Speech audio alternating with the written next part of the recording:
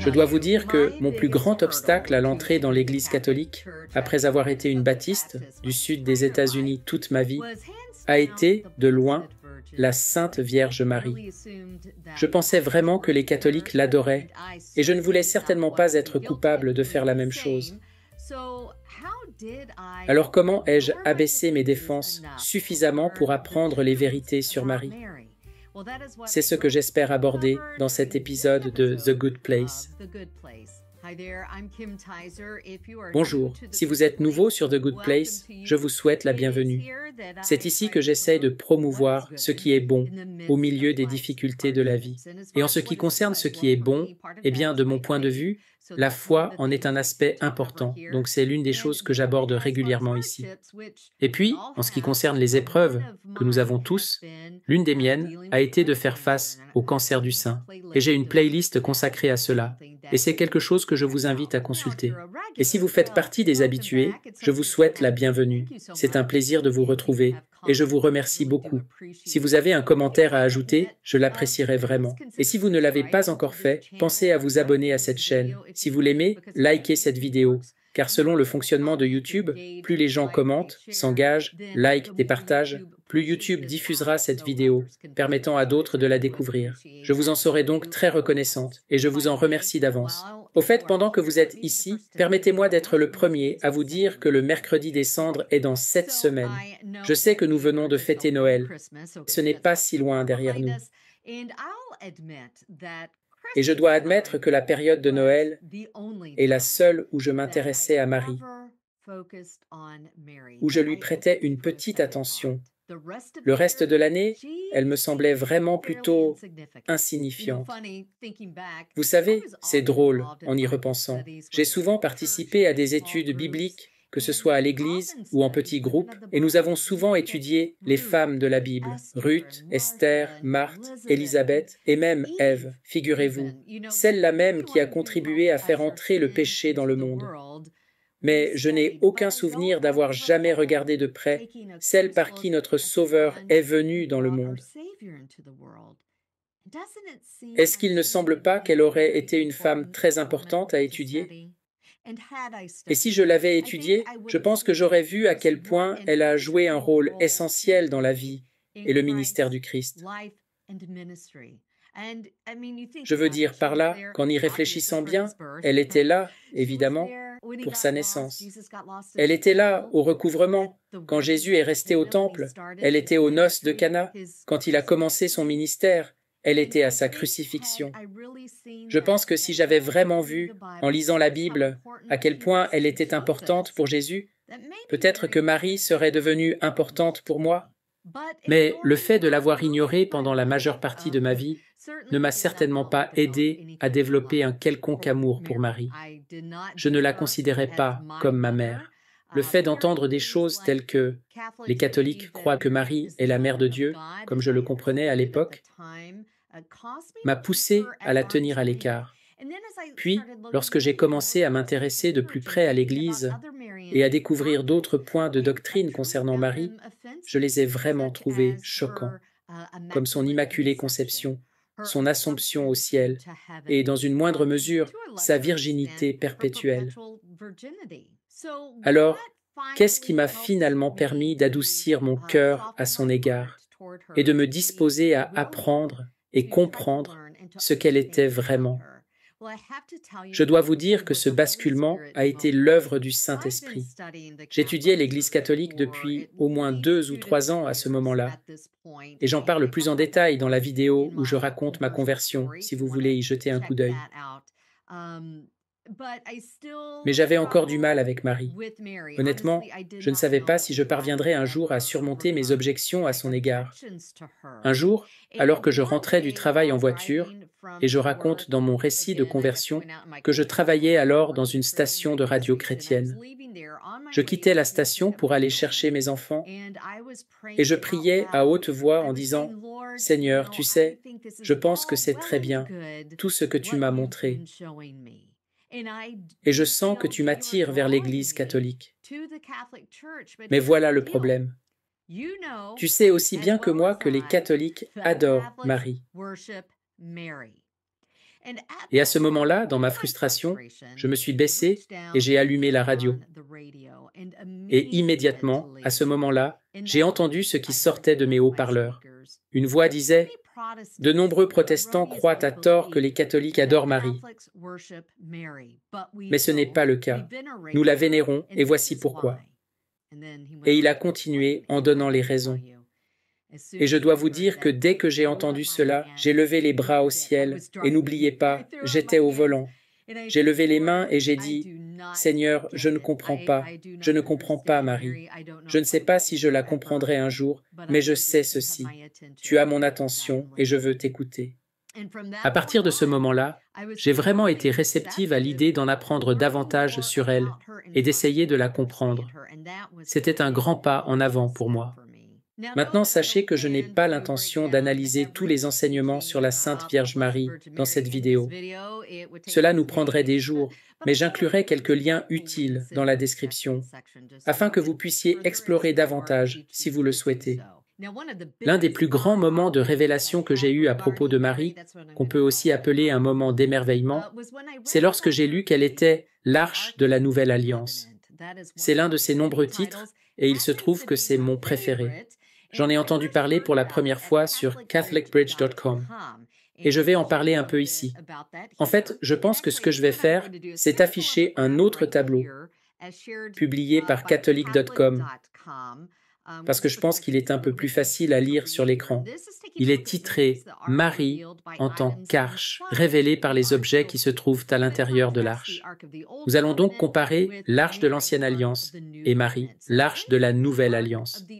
Dans l'arche de l'Ancienne Alliance, il y avait les tables de la loi, la parole de Dieu inscrite sur la pierre. Maintenant, regardez Marie. Elle a porté en elle le corps de Jésus-Christ, la parole de Dieu faite chair. Dans l'arche de l'Ancienne Alliance, il y avait la manne, l'urne remplie de la manne du désert. C'était le pain miraculeux qui était descendu du ciel. Or, nous savons que, dans le sein de Marie, elle avait Jésus, le pain de vie descendu du ciel. Nous lisons cela dans l'Évangile de Jean, chapitre 6, verset 41. Et encore, en contraste avec le bâton d'Aaron qui se trouvait dans l'arche de l'Ancienne Alliance et qui servait à prouver et à défendre le véritable grand prêtre, nous avons Marie, l'arche de la Nouvelle Alliance, qui portait en elle le véritable et éternel grand prêtre. Et il y aurait tellement d'autres choses à dire, et c'est tellement beau. Et donc, encore une fois, j'ajouterai quelques liens dans la description pour que vous puissiez en savoir plus. En voyant Marie représentée comme une reine dans différentes œuvres d'art, peintures, statues, portant une couronne et des vêtements royaux, je dois dire que ça me déconcertait un peu au début, jusqu'à ce que je réalise qui étaient les reines dans le judaïsme ancien. Les reines n'étaient pas l'épouse du roi, non, elles étaient leur mère. Et pour en savoir plus là-dessus, voici maintenant Brant Pitre, professeur de recherche sur les Écritures à l'Institut Augustin. N'importe quel juif du 1er siècle, pour revenir à l'Ancien Testament, se serait souvenu qu'à l'époque du royaume de David, la reine n'était pas l'épouse du roi. La reine était sa mère. En hébreu, on l'appelait Gebira, ce qui est souvent traduit par « reine-mère », mais qui signifie en fait « la grande dame ». Un Gébir est un homme puissant, un grand homme. Une Gebira est une femme puissante, une grande femme, la grande dame, une dame royale. Elle est mentionnée par exemple dans 1er Roi, chapitre 15, verset 13. Et si vous parcourez les livres des rois, Rois 1er et 2 ainsi que Chroniques 1 et 2, qu'on ne retrouve pas dans les films. Et c'est pourquoi nous ne connaissons pas le concept de reine-mère. Ce que vous allez constater, c'est qu'à chaque fois qu'un nouveau roi est présenté, on ne vous dit pas qui est sa femme. On trouve une petite généalogie et on nous dit le nom du roi, puis on nous dit le nom de sa maman. On apprend le nom de sa mère, parce qu'elle est la deuxième plus importante personne du royaume, elle occupe la fonction de reine-mère. Et vous pouvez voir qu'il s'agit d'une fonction grâce à plusieurs indices. Tout d'abord, elle porte une couronne. Jérémie chapitre 13, verset 18. Tout comme le roi, elle porte une couronne. En outre, dans le psaume 45, il est dit qu'elle se tient à la droite du roi. Vous vous souvenez de ce psaume? La reine est à ta droite, parée d'or d'Ophir. Pourquoi se tient-elle à sa droite? Eh bien, dans l'Ancien Testament, chaque fois que l'on voit quelqu'un à la droite d'un roi, cela signifie qu'il partage son autorité. Le Seigneur dit à mon Seigneur, « Siège à ma droite ». Elle a donc l'autorité, elle a une fonction. Elle agit également, et c'est important, comme une sorte d'intercesseur royal. Cette coutume se reflète dans une célèbre histoire du livre des rois, premier livre des rois, chapitre 2. Il s'agit de l'histoire de Bethsabée. Et Bethsabée est vraiment la plus célèbre de toutes les reines-mères d'Israël, à cause de l'histoire de l'adultère entre elle et David. Nous connaissons tous Bethsabée à travers cette histoire, n'est-ce pas? David est sur le toit, il regarde en bas et voit Bethsabée prendre un bain, ce qui nous amène à nous demander si ses parents n'auraient pas dû l'appeler « Ne te baigne pas, ne sois pas bête, Bethsabée !» Très bien, ça a été reçu. J'ai attendu toute la journée pour la placer. « Ne te baigne pas, ne sois pas bête, Bethsabée !» Puis il commet l'adultère avec elle, et l'enfant meurt. Mais l'enfant suivant de leur union, parce qu'il finit par l'épouser après avoir tué son mari, l'enfant suivant de leur union n'est autre que Salomon. Maintenant, quand vous avancez rapidement jusqu'au premier livre des rois, chapitre 1, alors que David est encore en vie, qu'il est roi, et que Bethsabée entre dans la salle de la cour royale, Bethsabée s'incline devant lui. Elle est l'épouse, mais elle s'incline devant le roi. Mais dans le chapitre suivant, premier roi, chapitre 2, David est mort et Salomon est maintenant le roi. Lorsque Salomon est roi et que Bethsabée entre dans la salle de la cour royale, c'est lui qui s'incline devant elle. C'est l'inverse. Et il ne se contente pas de s'incliner devant elle. Il demande à ses hommes d'apporter un trône pour elle. Et elle s'assied à sa droite. Ici, on a le chapitre 2 du premier livre des rois. Bethsabée se rendit chez le roi Salomon pour lui parler en faveur d'Adonias. Adonias, il voulait qu'Abishag, qui était la concubine de David, devienne la sienne. Et c'est une longue histoire. Et regardez ce qui est dit. Le roi se leva, vint à sa rencontre et se prosterna devant elle. Pourquoi? Eh bien, parce qu'elle est la reine et qu'elle est sa mère. Quatrième commandement. Honore ton père et ta mère. En hébreu, littéralement, glorifie ton père et ta mère.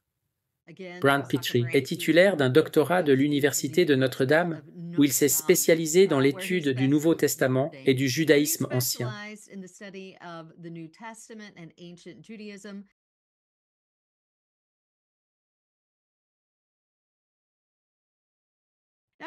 Et je vais vous dire, cela m'a vraiment aidé à mettre en perspective certaines des choses qui m'étaient venues à l'esprit. Comme par exemple, et si jamais je risquais d'aimer Marie plus que ne l'aime Jésus? Vous savez, si je m'inquiétais de cela, c'était tout simplement idiot. Il n'y a simplement aucune chance que je l'aime davantage. Et mon amour pour elle n'allait pas non plus diminuer mon amour pour Jésus. Cela m'a presque fait penser au fait que, si vous êtes parent et que vous avez plus d'un enfant, vous comprenez cela. Quand vous avez votre premier enfant, vous l'aimez tellement, et c'est juste la meilleure chose qui vous soit arrivée dans la vie. Et puis quand vous découvrez que vous êtes à nouveau enceinte, c'est une grande joie. Mais parfois vous commencez à vous inquiéter. Comment vais-je aimer cet enfant? Et est-ce qu'il ne va pas diminuer l'amour que j'ai pour mon premier enfant? Et cela devient une source d'inquiétude.